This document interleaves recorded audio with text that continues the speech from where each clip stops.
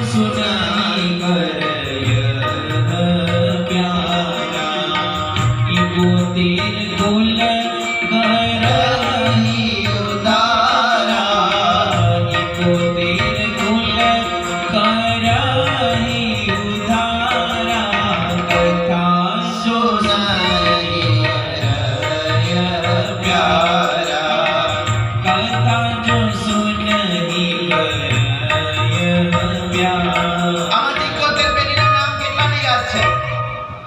પોતાની 71 પેઢીના નામ કોઈને યાદ છે તો તમે અહીંયા બેઠા બેઠા 71 પેઢીનો ઉદ્ધાર કરવાના છો. આ આયોજન 7 દિવસનું થયું એટલે એક વખત તો આયોજન કરનારને વિચાર અને આયોજન જેમણે કર્યું એમને આપણે તાળીઓથી નવાજવા પડે કે 71 પેઢી અહીંયા બેઠા આપણે ઉદ્ધાર થઈ જશે.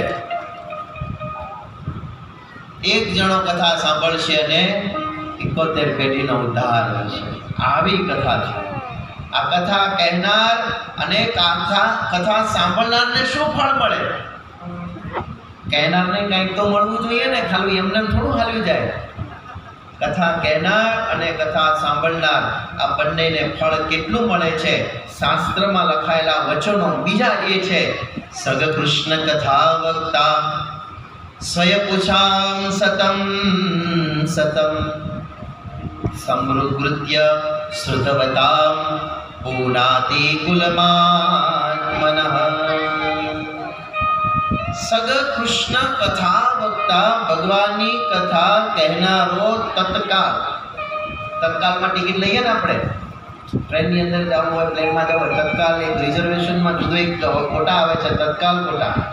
તત્કાલમાં ટિકિટ લઈ લે તરત મળી જાય. એમ અહીંયા કહે છે ભગવાનની કથા કહેનારો તત્કાળ પોતાના 100 કુળનો ઉદ્ધાર કરી અને જેટલા સાંભળે છે એનાય 100 કુળને પવિત્ર કરે છે. આટલું ફળ પ્રાપ્ત થાય છે 100 કુળને.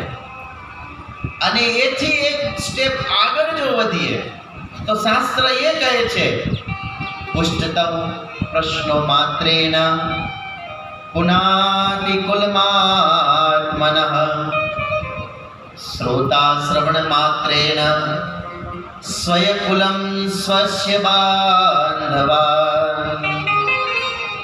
જે પ્રશ્ન પૂછે છે, સંવાદથી કથાનો પ્રારંભ થાય છે. ભાગવત કથાનો પ્રારંભ પણ સંવાદથી થયો છે, પ્રશ્ન પૂછવાથી થયો છે. પ્રશ્ન પૂછે છે એ પોતાનું કુળ પવિત્ર કરે છે અને સાંભળનારો છે એ સાંભળવે કરી અને પોતાનું કુળ અને પોતાના બંધુઓને પણ પવિત્ર કરે છે. એટલે 100 જન્મ લગી તપ કરે અને આ ભરતખંડને વિશે મનુષ્ય જન્મ પામે અને પછી ભગવાનની આવી હરિકથા રૂપી અમૃતને સાંભળે અને પોતાનો જન્મ છે એ જન્મને પોતે સફળ કરી નાખે છે. આવું ફળ માત્ર કથા સાંભળવાથી પ્રાપ્ત થાય છે.